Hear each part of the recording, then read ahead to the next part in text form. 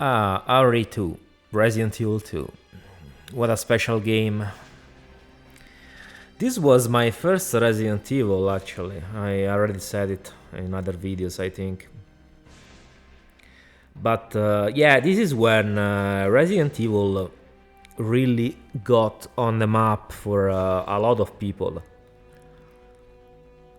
And 98 was such a good year for games. Was 98 is one of the best years ever when it comes to games. And also, I mean, when it comes to life too, life was simpler back then. But yeah, and this was also my first PlayStation game, bought with my own money. Because in '98 is where I got when I got my PlayStation, and it was really starting. '98 was the year where, in my opinion, the PlayStation really started to get like the main console of that generation. They were releasing so many good games, and '98 was a pivotal year because I think that's the year also that the Saturn pretty much died. Definitely, like, died for good. I mean, which is funny because as a Sega fan, I always wanted a Saturn, but it's the only console from them I never got in the end.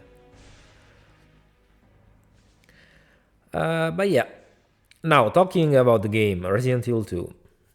We open up with a recap of the first game story to get you up to speed. And now there's a fancy CG intro, which is less cheesy than the intro in the first game, but sets up the tone perfectly, I think. Protagonists are rookie cop Leon and Claire, Chris' from the first game sister.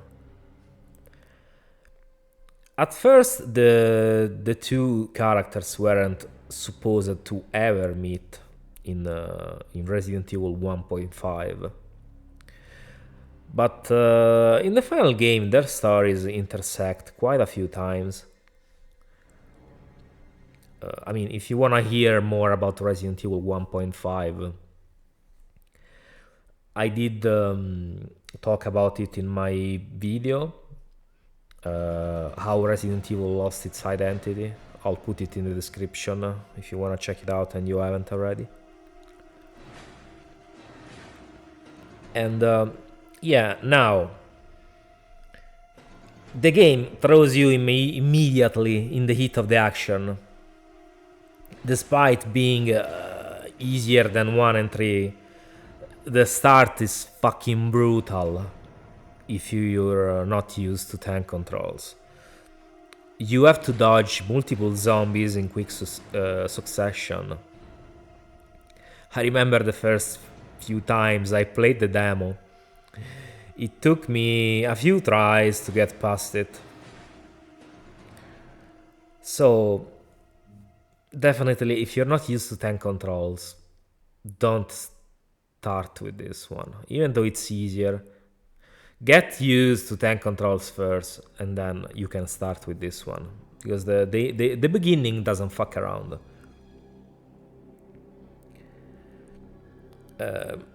The first thing you probably notice is the big graphical jump compared to the first game. It's like night and day. Better animations, more enemies on screen, and so on.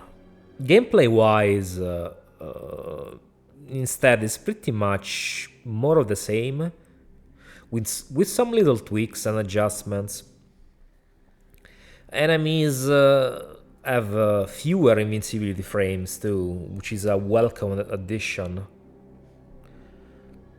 And the writing and the acting too has also seen an improvement, with Noboru Sugimura coming on board, writing the scenario, the story, pretty much.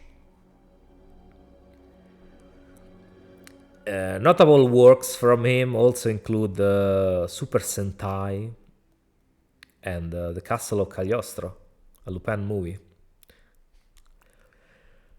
The game structure is still very similar to the first game, but with its own spin. Two characters with two different stories that will intersect at specific times and in different ways. The game will have you play as both of the two characters for you to see the final ending. A and B scenarios. You play the A scenario with one character and then you will play the B scenario with the other character that's left. So in total you'll have 4 playthroughs. Leon A, Claire B, and Claire A and Leon B. I would say both campaigns feel different enough to be played fully to the end. So all scenarios are worth playing, definitely. And one of the most important features of the game is the zapping system, which I'll explain a little bit later what it is. You'll fight different bosses in the A and B scenarios. Some objects will be in different places. Some of your actions on the A playthrough will influence the B part of your adventure. And yeah, I mean, the zapping system is pretty much the most defining feature of the game, and the fact that it was not present in the remake is really baffling. But think of this, is pretty much every action you take in the... I mean, not every action, but quite a few actions you take in the A scenario will have an effect on the B scenario. This is pretty much what the zapping system is. And it's a very cool system that makes Resident Evil 2 special, because neither of the other two classic games had something like this. They all had their own like peculiarities, but nothing like this as far as I can tell. And new additions include, of course, a couple of new enemies. The most iconic for sure is the Leaker.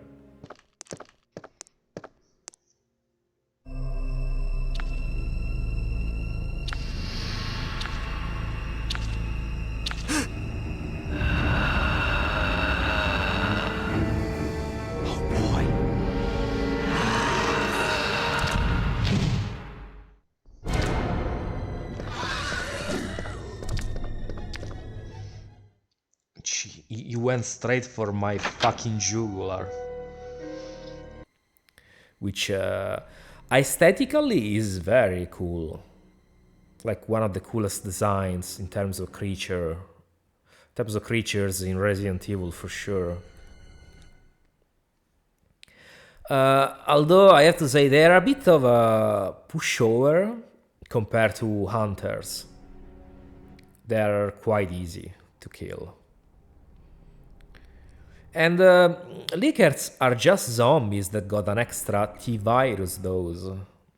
So theoretically, every zombie could become a leaker. I mean, maybe not all of them, but most, probably. It really sucks how in the remake they didn't implement a system like in Resident Evil 1 Remake, where at least some of the zombies could turn into Crimson Heads, or maybe even Leakers if left unburned or with the rag intact. Like pretty much the same system as Resident Evil 1 Remake, but with the addition of having Leakers as well instead of just Crimson Heads. Other addition in terms of enemies, the other big addition is the Ivies, which are pretty much smaller versions of Plant 42 that can walk and spit acid, but are only present in the final area. other enemies are pretty much ported from the first game, with the with the difference, of course, of bosses. Now, when it comes to the locations, you start in the streets and slowly make your way to the police station. The difference between the A and B scenario here is pretty much that the A character will take more time to reach the police station, while the B one will reach the station almost immediately. The station itself is pretty much the new mansion. Very cool, dark look, complemented by an awesome soundtrack that sets the tone. The idea of the station having previously been a museum was definitely the right one, I have to say. The station in 1.5 looked pretty anonymous from the videos I've seen. So definitely this feels like a place that you will expect to see in a Resident Evil game. And in the station, another difference that will present itself is how you get to see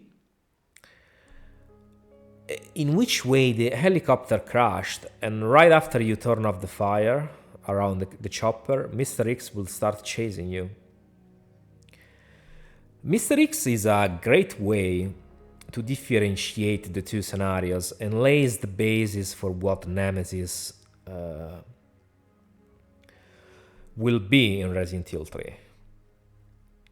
You are also presented with a couple of choices in the A playthrough that can affect the B scenario.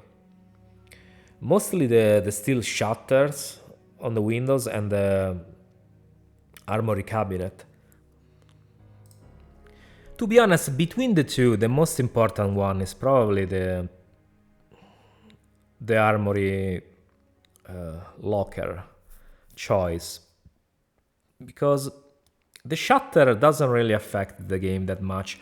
Yes, it gives you a few more zombies to kill if you don't use it in the A scenario, but in the B scenario, I think the zombies will come in no matter what, because the shutter will malfunction. And instead, when it comes to the choice in the armory, the game gives you the possibility to either get an extra side pack that adds 2 slots to your inventory, or a machine gun. But honestly, the machine gun, I personally never get it because it lowers your rank. I don't agree with the game in the fact that it gives you a weapon that lowers your rank, so I never pick it up.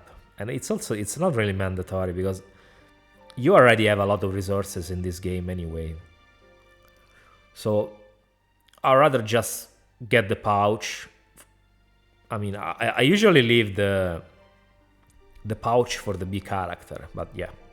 And the machine gun stays there because fuck that. Fuck lowering your rank. Both Leon and Claire will have characters that are exclusive to them, that they will meet, and a story companion. Leon has Ada Wong as a story companion, which I think she doesn't need any introduction. She's supposedly looking for her boyfriend in the middle of the zombie apocalypse. And Ben Bertolucci, who is a journalist that got arrested before the outbreak started, right before the outbreak started. And yeah, Ben is exclusive to Leon's story, just like Ada. But you will meet Ben only for a short while, because he doesn't end up very good.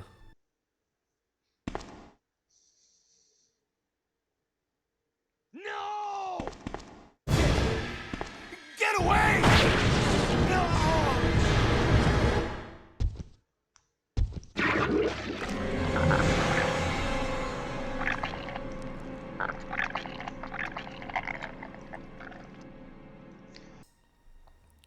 Something interesting about Ada I want to add is that in Resident Evil 1.5 she was supposed to be an umbrella scientist probably.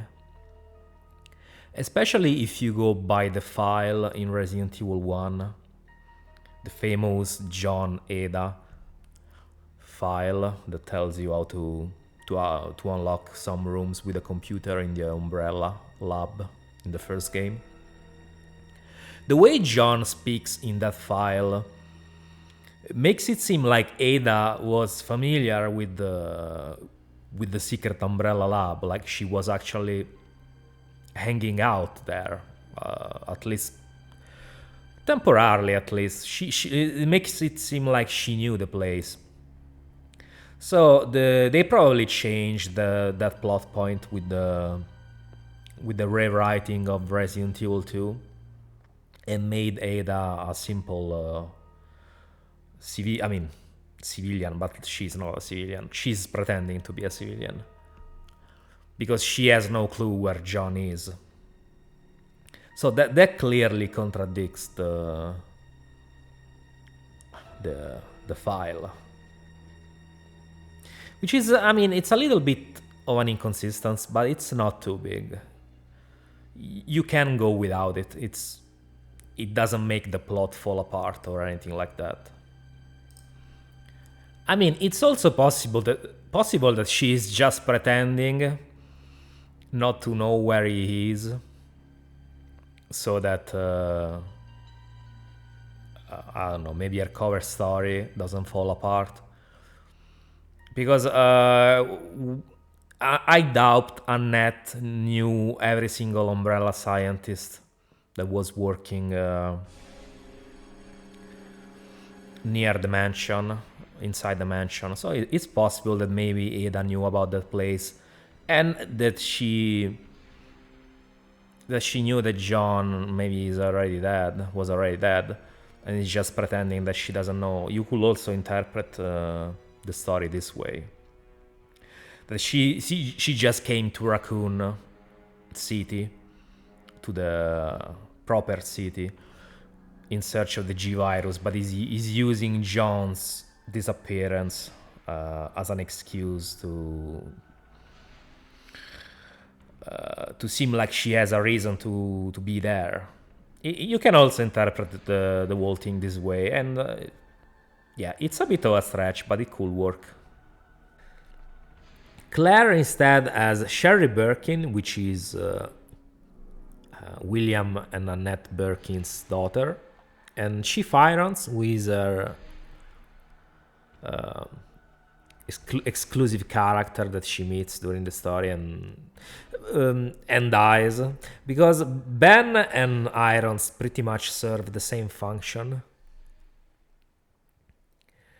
They are pretty much test subjects, in the sense that they will get killed by Birkin one way or the other. It depends on the scenario you play, but they always get killed by Birkin, either by being mauled to death or by being infected with an embryo by Birkin. But if I have to go, I'm going to take you with me. My chest can't take the pain.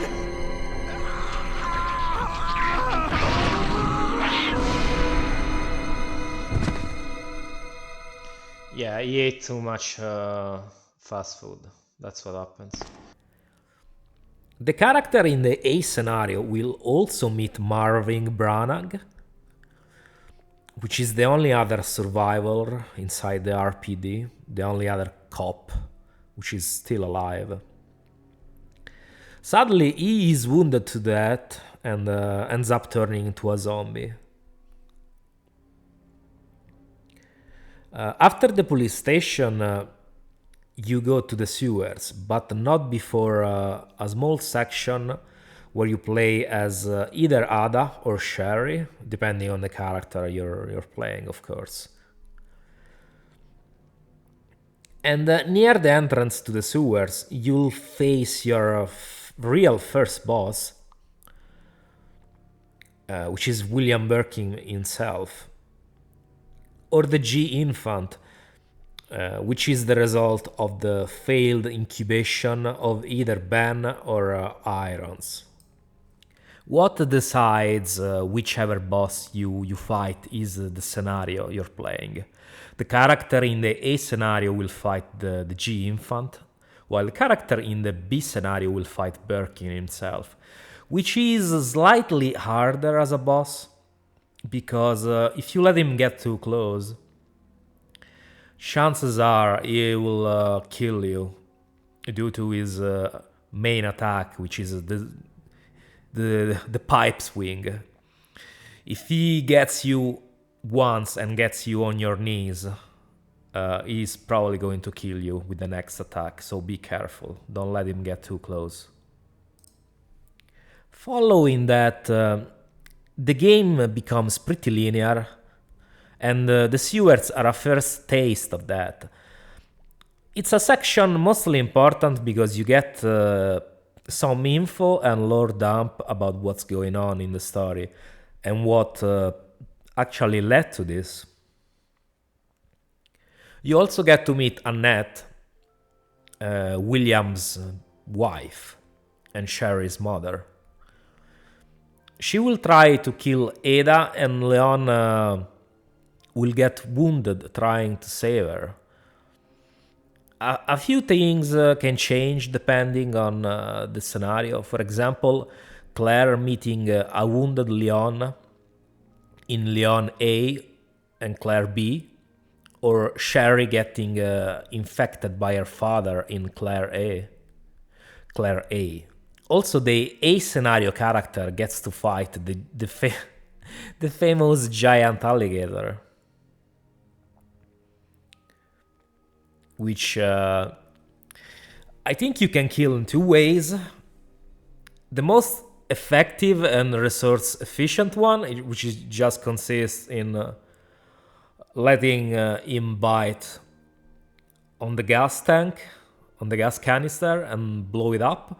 Or I think you can also kill him by just shooting him and depleting his HP.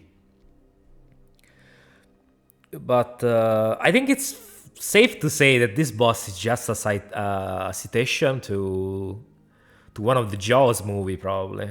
Because I'm pretty sure in one of the Jaws movie, the shark gets killed in the same way by using some kind of gas canister and blowing the shark up. I don't remember exactly which one of the movies. I think it's the first one, probably. And all in all, it's a very short area that is quite linear, and going forward leads to the Marsh yard,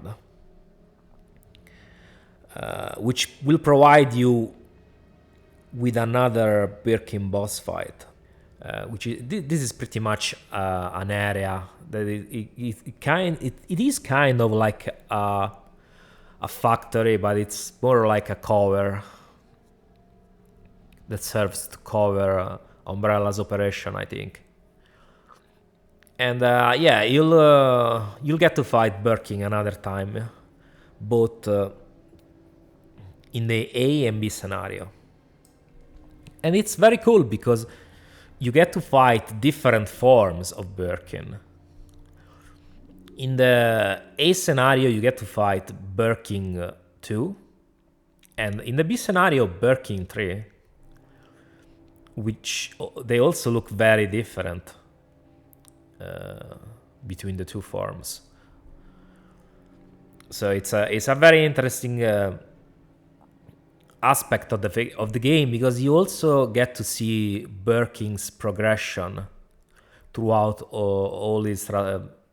throughout his transformations during his boss fights.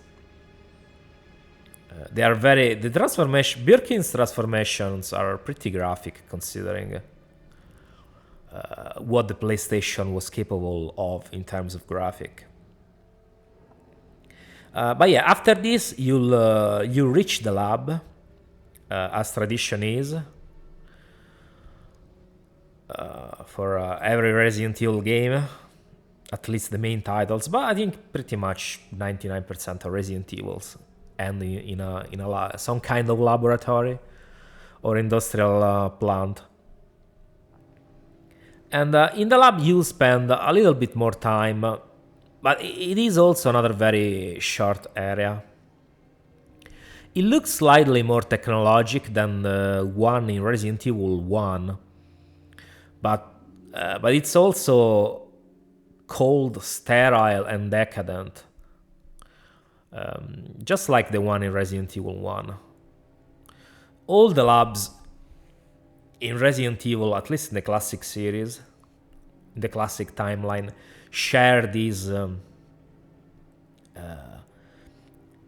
look of being places where something really wrong went down, and it's a very intriguing aesthetic, as opposed to a more clean and futuristic look like they decided to go with the remakes. Here, the zapping system will also shine with a couple of different events. The bow gas and the gas room. If you activate the gas in the A scenario, it will make the BOWs in the lab weaker. But as a result, they will develop an immunity to the gas in the B scenario. And I think the only aspect that changes in this sense in the B scenario, if you activate the gas in the A scenario, is that the IVs in the lab become poisonous. But that's pretty much it. So I would suggest to just save it for the B scenario, because the B scenario feels also slightly harder. And if you use it in the B scenario, there's no consequence for it, because of course there is no C scenario. So, and the other one is the guest room, which is pretty cool because you have to set up with the A scenario character. You have to set up the login, the registration login to enter a specific room. And then with the B scenario, you have to complete the B scenario character. You have to complete the registration process, and you actually get to go into this room. And it's pretty much the room you see at the beginning in the story recap, where you see that Umbrella is still conducting experiments on the G virus, and that's pretty much the room. I think it's also the room where William Birkin gets shot. So yeah, it's a very cool room, and you only get to enter it if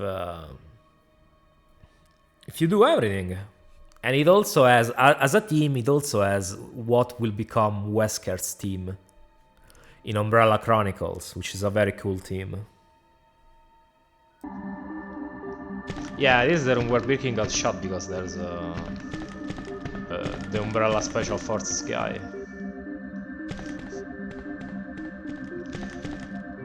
Yeah, there's really nothing much here. Other notable events in the lab include the death of Annette, either by William's hand, or she dies. I mean, she gets heavily injured by having debris fall onto her head. So it depends on the scenario. And also Ada supposedly dies, but I mean, if you're a Resident Evil fan, you know she doesn't die. In both scenarios, she seemingly dies, but she doesn't in the end. She escapes.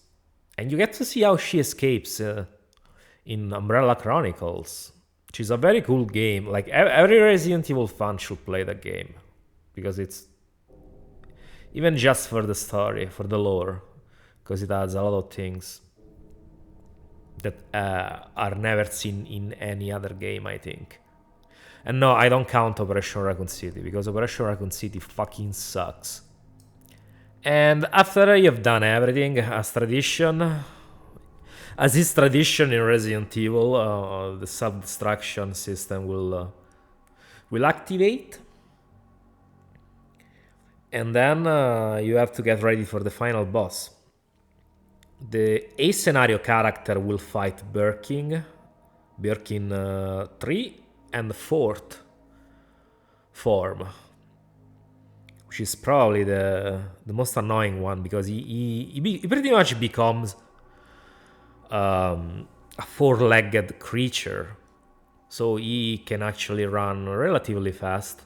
He can jump around. So he's definitely more, slightly more hard than the other forms, but nothing special, honestly. He dies pretty easily as long as you have your weapons powered up. And instead, the B scenario character will have to fight off Mr. X in a final showdown with his unrestricted form, which is a nice callback to Resident Evil 1 with the final battle with the Tyrant. After that, both characters manage to get in the train to escape, but there's still one last obstacle, which is Birkin himself. He's still alive. Just like Lisa, all creatures that have some semblance of G-Virus in them are pretty much immortal. You cannot kill them with the conventional weapons. The only way to end them for good is through a big explosion to completely incinerate them, which is also how Lisa dies. Lisa Trevor in Resident Evil 1. She dies because the mansion explodes, not because she falls off the cliff. That is also shown in Umbrella Chronicles. Because before Umbrella Chronicles had come out, people theorized that she just died because of the fall, but no, she doesn't die there. So, and the B scenario character will have to fight him one last time, but the final boss fight in the train with Birkin is pretty much a victory lap. It's in concept, it's very similar to the final boss in Resident Evil 7. It's just there to celebrate your victory, but it's not a very hard or challenging boss at all. And yeah, after you finish him off, or apparently, because he still keeps going in the cutscene, the train will be detonated and he'll die for good. But this is it for the story. Now you have to do it again, just with the characters switched up in terms of scenarios. So you play first the big scenario character you just played, and then it becomes A, and then the other character for the B scenario. There's also quite a number of unlockables in this game. It's actually the first game in the series that does quite a bit with its bonus content. There are a few modes that you unlock. Some you unlock by just finishing the A and B scenario once. Others, you have to finish everything. So all A and B scenarios back to back. So all 4 playthroughs. Because you also unlock the 4th survivor, which is Hank's scenario. And yeah, it's his debut in the series. And you get to play his scenario, which is canon. That canon, very famous canon, how he recovers the G-Virus and it gets extracted. But there's also an extra mode with Tofu, which is the same thing as Hank, but he doesn't have any weapons except knives. And tofu, yeah, it's just a piece of tofu. I think he was used for testing. It was like a debug character. But yeah. And then you also unlock Extreme Battle, which is pretty much your battle mode, like every Resident Evil has. Almost every Resident Evil. It's like the prototype for mercenaries, Extreme Battle. And then you also unlock Zombie Bread, which it's a preview of Resident Evil 3. If you get to the station without collecting any ammunitions or objects, you'll meet Zombie Bread right after the station.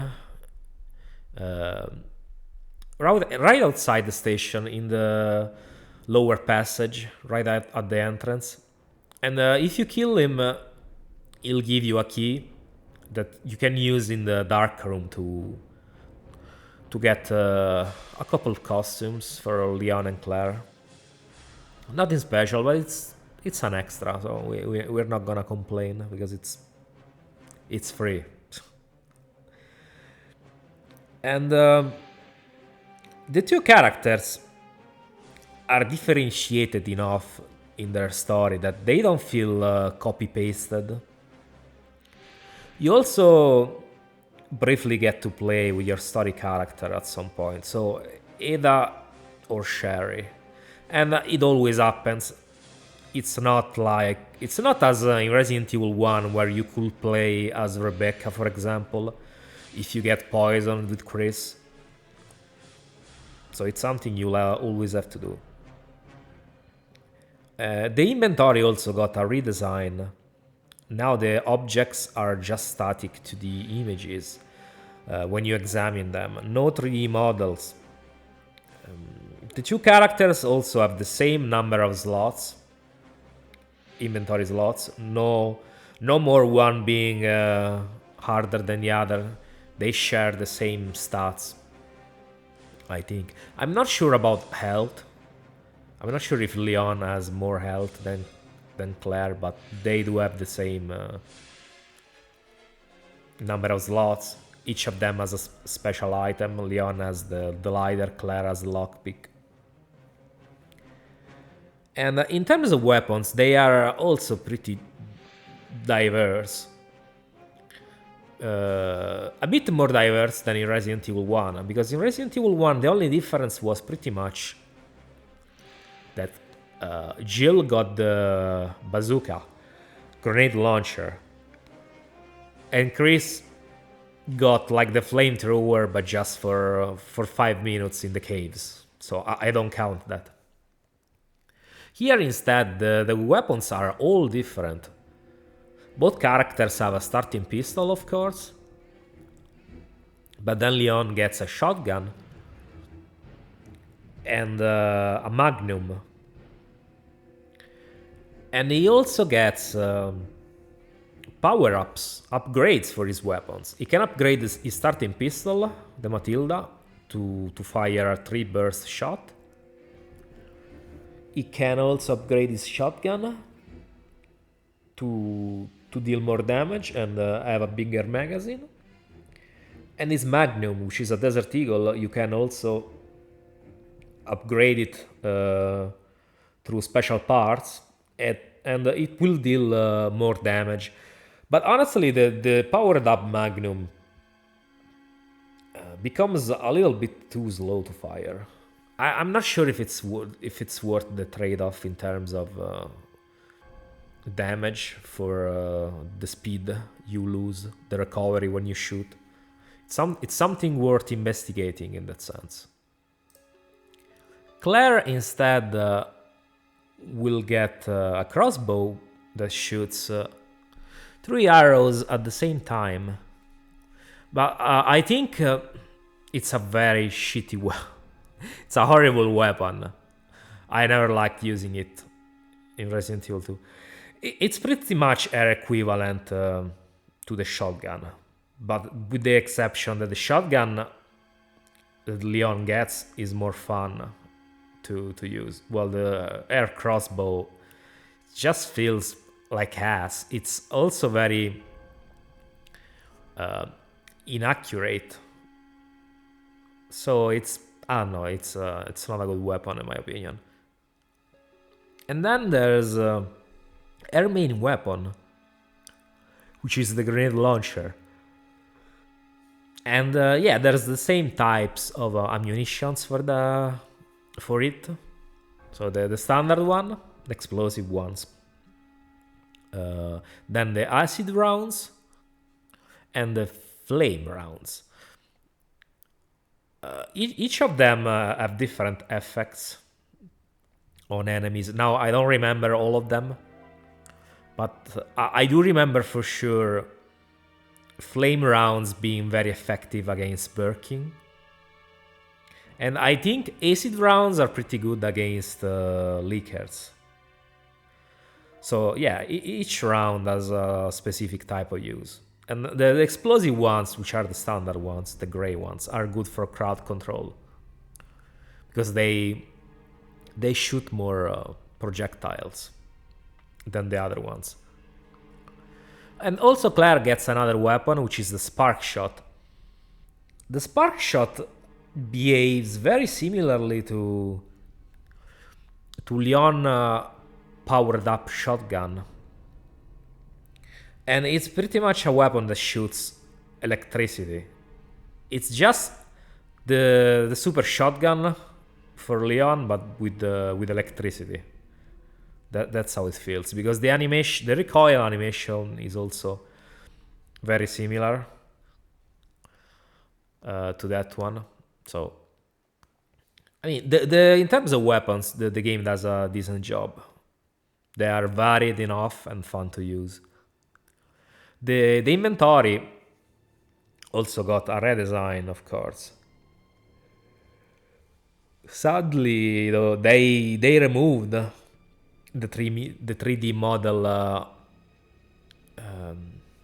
for objects. So there are no more 3D models for the objects in this game. This is the pretty much going forward. It will always be this way, I think. At least for the classics, Resident Evil 2 and 3. I don't remember if, I think in Code Veronica also you had 3D objects in the menus, but I don't remember. It's been a while since I played Code Veronica, so I couldn't really tell. But it's something, the 3D objects, it's something that comes back for sure with Resident Evil 1 remake. That I am sure of. I am not sure about Code Veronica.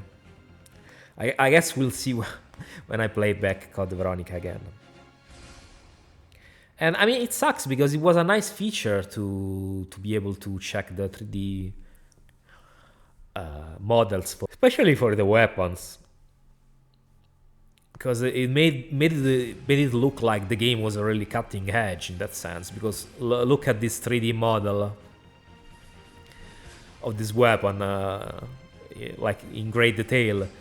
Because you have to keep in mind that we are, when we talk about Resident Evil 2, we are in the early days of 3D.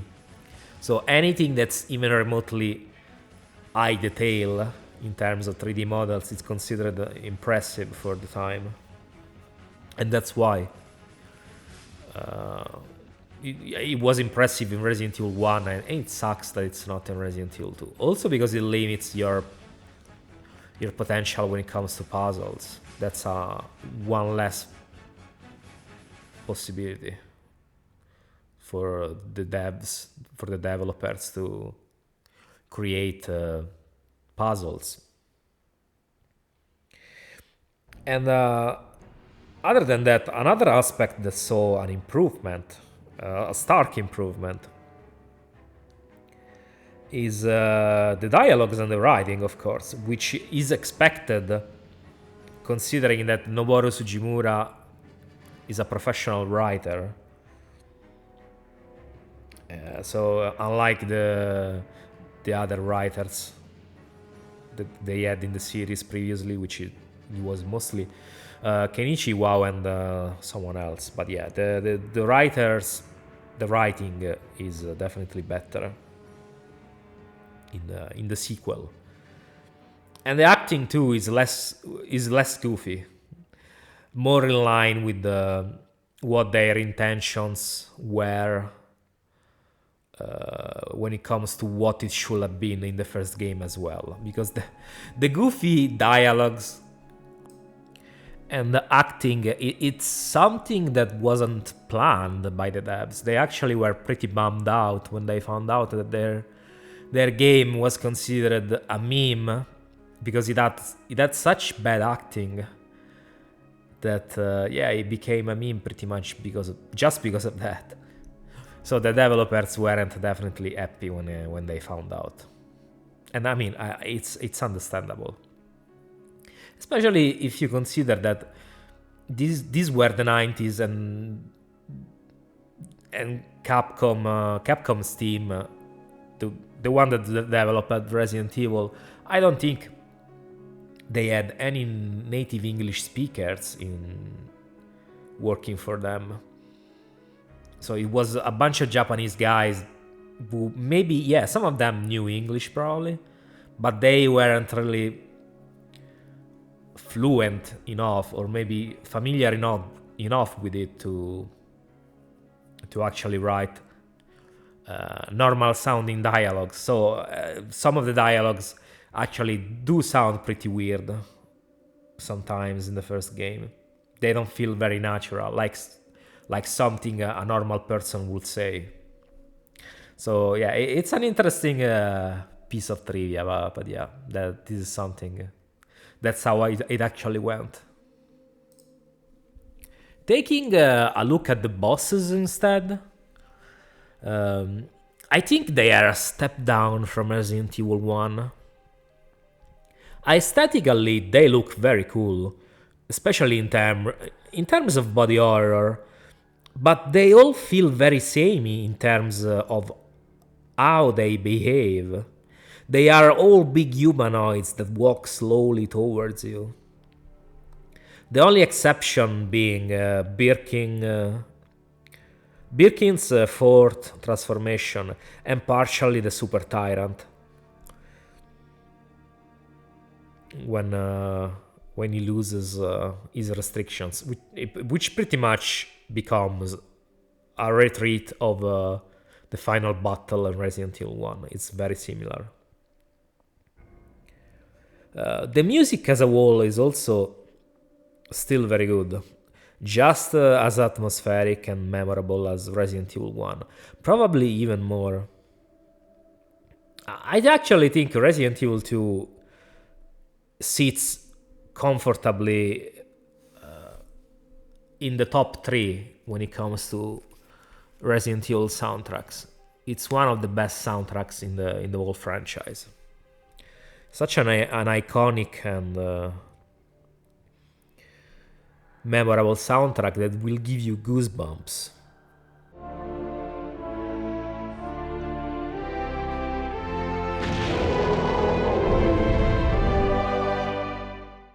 This is actually also the first game that sets up the interconnected plot that ends up creating and shaping the whole universe going forward. In retrospect, it probably is the most important game in the series, followed by Resident Evil 4. But for different reasons, though. Resident Evil 2 is very important in terms of story for the franchise, while Resident Evil 4 is very important for the gameplay it sported, for what it did for the industry. And I mean, when it comes to Resident Evil 2, I think as a whole it does a few things better than the first one, but some others not so much.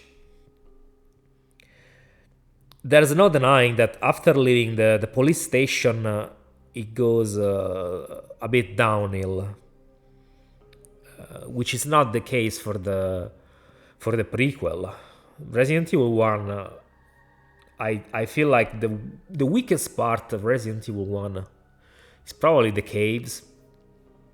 But other than that, I think it's a top-notch game from start to end. The sequel, Resident Evil 2, after you leave the police station, is can be very hit and miss. The sewers don't feel very interesting as a whole.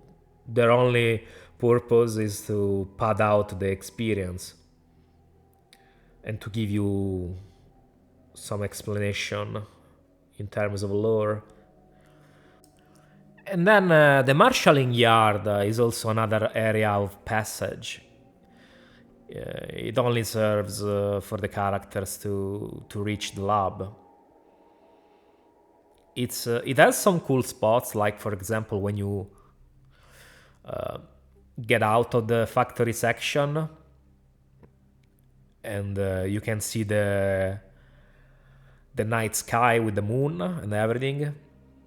But other than that, it's very anonymous, I feel. It's something that doesn't really add much of anything to the game. It only serves to pad it out. It's a bit better than the sewers, but not very memorable. When people state their favorite Resident Evil locations, I doubt the Marsh yard is at the top of anyone's list. So something I haven't talked about yet are the files for Resident Evil 2, like I did in my Resident Evil 1 video. And I think the files in this entry are quite good, especially the ones that set up Irons as a character. Going into the specific, the secretary files, her diary. I assume, I mean, she's a woman, but maybe he's a guy. I don't know. But yeah, the secretary diaries, and there are 2 of them. And also the file you get in the STARS office as Claire. That's also a good setup for Irons, because it really gives you a good idea of how fucking shitty of a guy this dude is. Yeah, like you wonder how the hell is this guy, like the chief of police. He was accused of rape twice. He's taking bribes from Umbrella, and probably some other stuff I'm forgetting at the moment. But yeah, it's very weird. And also his own diary, Hiron's diary, really tells you what kind of person he is. He's a psycho, full-on psycho, narcissist too. And all his characterization was pretty much stripped away in the remake. There's none of that. No secretary diaries, no none of that. And in fact, I criticize harshly this aspect in the remake in my video about it.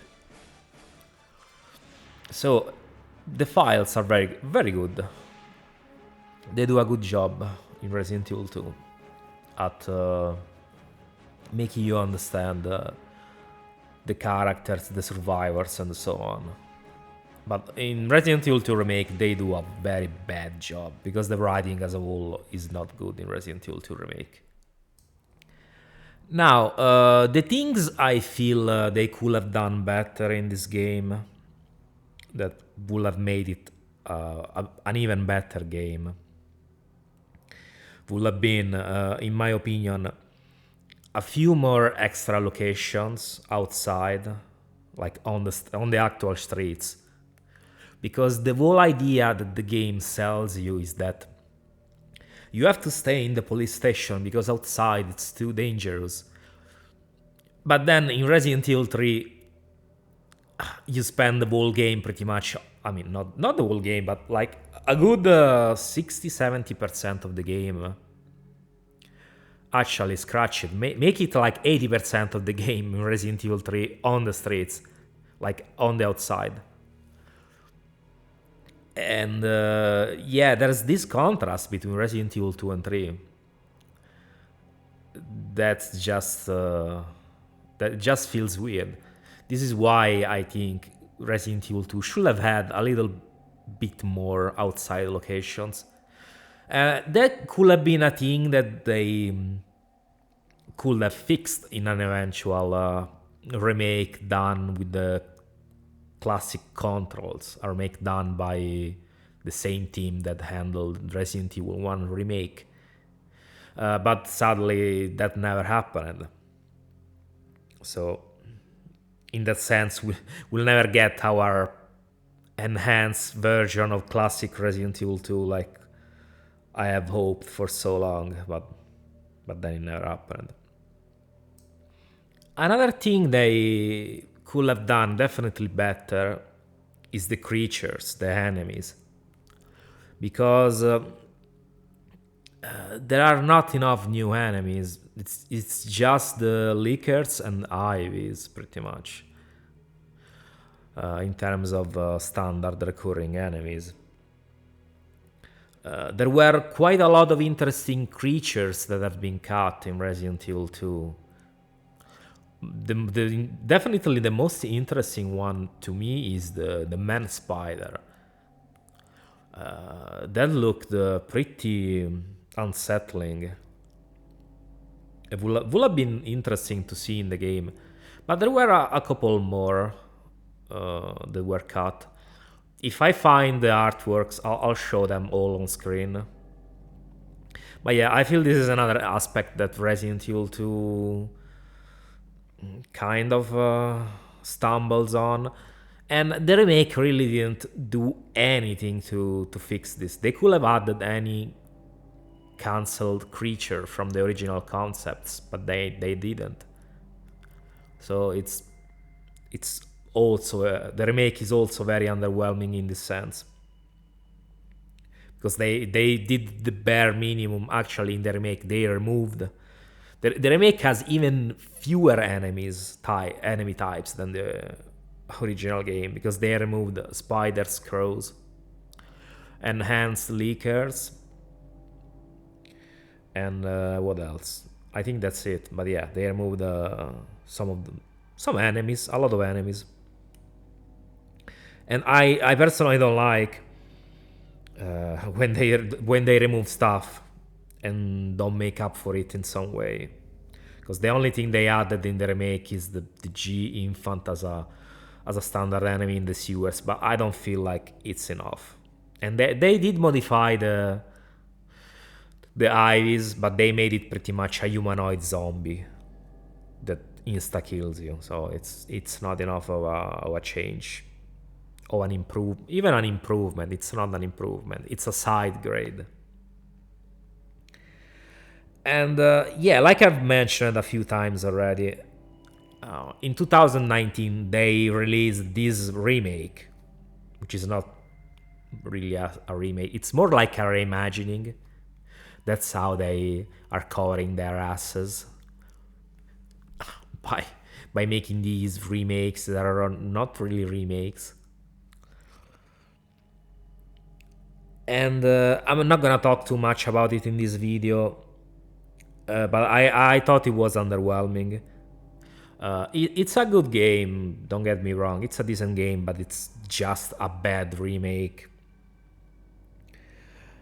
I already stated most of my thoughts on it on the other video, how Resident Evil lost its identity, and a critique on modern remakes.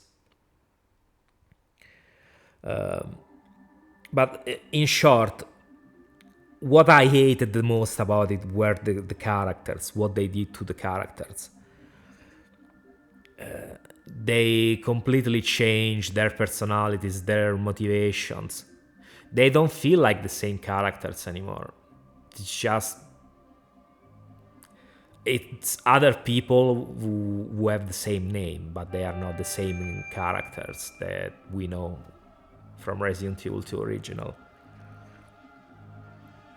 Along with the writing, which is also very bad. I mean, the writing in the remake has been handled by the guy who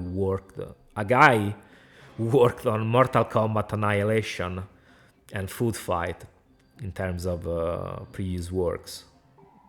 So, like, yeah, it's not good. Let me tell you, it's not good.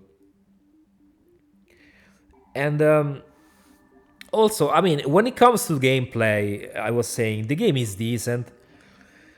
But what I don't like is that the zombies feels too spongy at times, and there weren't enough of them.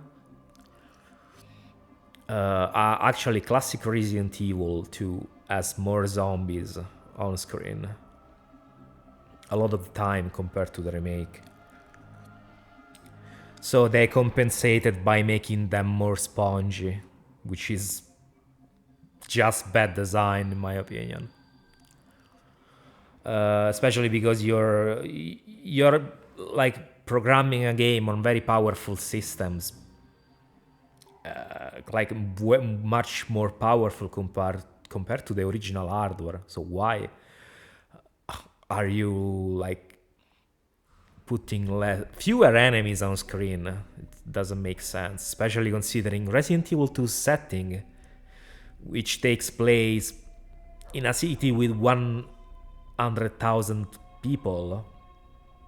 So I'm not saying the game should have Dead Rising types of numbers of zombies on screen, but come on, don't make the game have fewer zombies than the original game, because then you're forced to make them more spongy to balance things out, and it's not fun in my opinion. Another big issue I have with the remake is Mr. X. The problem with Mr. X is that he should not have been a constant threat, at least in the police station, but more like it should have been handled more like in the original game. In the sense that he should have followed you only at specific times. But then they should have given you the possibility to down him, to make him go away until the next story event. Kind of like the original does. And I mean, it would have been fine if they did a mix of the two. Like, he would have appeared at certain points, but if you didn't down him, he would have kept stalking you. But if you instead you did down him with your ammo, he will have gone away until the next story event in which he appeared. I think that would have been the best approach. Because the way he is now, one, it's not worth spending ammo on him because it doesn't give you anything. While in the original, if you downed him, he will give you some ammo back at least. And two, the best way to avoid him is just to either run in circles around the table, which he can't do anything about, or just camp into a save room. So he's not really scary, he's just more annoying than anything. It is not fun. It doesn't make the game fun to play, in my opinion.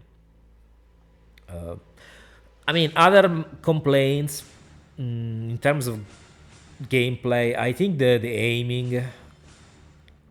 The problem with Resident Evil games, with the Resident Evil engine, is all the games made in this engine have some weird aiming. They have some kind of issues with the, I don't know, with the dead zones.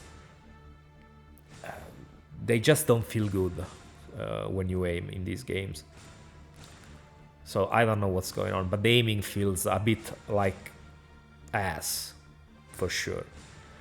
And a big issue in the remake is the total lack of a soundtrack.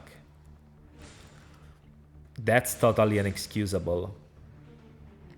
Also because they locked the original soundtrack behind the DLC, so yeah, well done, Capcom.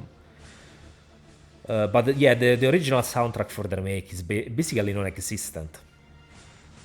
It has barely any soundtrack, so it's very, very bad in that sense. Very underwhelming. And yeah, like I mentioned, the files are also a complete downgrade compared to the original. And the total lack of the zapping system and the A and B scenarios, they give you this half-assed B scenario that's it's they give you like this half-assed B scenario just to make up for the lack of it, but it's not the same thing. Because the only thing that changed it's pretty much the beginning of the story, but other than that it's the same exact playthrough as the A scenario in the remake. Same bosses, same cutscenes in the sense that the events don't really change much. The cutscenes between Leon and Claire in the remake are the same, no matter what scenario you play.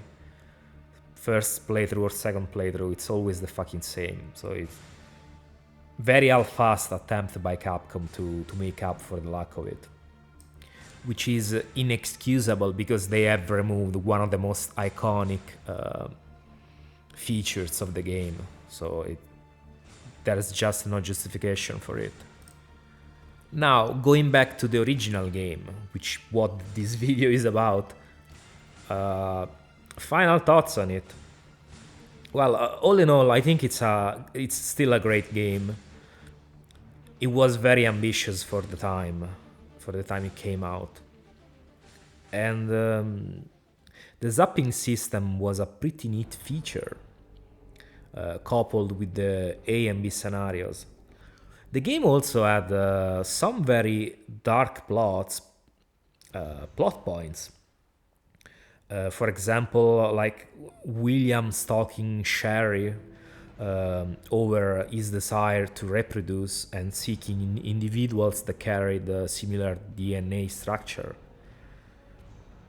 Because that's how the G-virus creatures reproduce.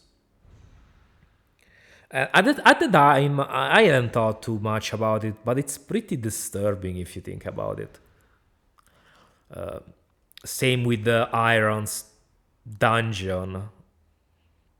Like, he does unspeakable things down in that place. And it's all very dark and definitely not something that you will expect in a video game. At least back in the day, because I mean at that time video games were still seen as children things. We're talking about the early days of the PlayStation here, like what was it? 3 years into the PlayStation's life, I think. 3 or 4, I don't remember, but yeah. So it's definitely something that was not the normality, let's say. So interesting story and thematics for sure. And also everything else wrapped up in a great game. Very innovative as well. But yeah, what do you think about it? Like, is Resident Evil 2 your favorite, or you don't think much about it? You think it's overrated? Let me know. Let me know because I'm curious. Like I said, it's definitely in my top 3 Resident Evil games. Not sure about it being my favorite, but it's definitely up there. And yeah, I hope you enjoyed the video. And as usual, let me know your thoughts. I know I've made quite a few videos about Resident Evil in the last weeks, but yeah, for now, I'm gonna take a small break when it comes to Resident Evil. The next couple of videos will be about One will be about different game series, and the other one will be a general video, a topic discussion that I want to discuss with you. And yeah, so enjoy the video, and I'll see you on the next one. Bye bye.